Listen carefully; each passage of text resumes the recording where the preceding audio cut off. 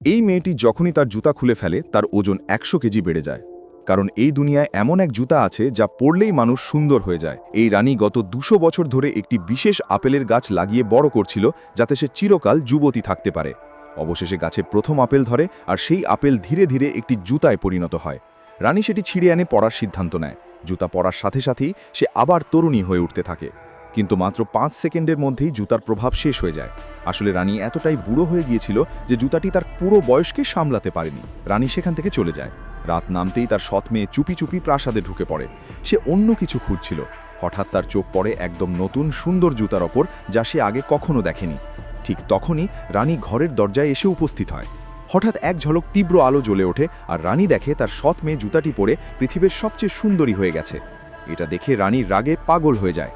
সৎ মেয়ে সহজেই তার আক্রমণ এড়িয়ে যায় এবং একটি পুরনো ঝাড়ু তুলে নেয়। তারপর সেই ঝাড়ুর উপর বসে জানালা দিয়ে উড়ে পালিয়ে যায়। রানী অসহায় হয়ে পড়ে থাকে। ঠিক তখনই গাছটি শুকাতে শুরু করে। রানীর বছরের পর বছর পরিশ্রম এক মুহূর্তেই নষ্ট হয়ে যায়।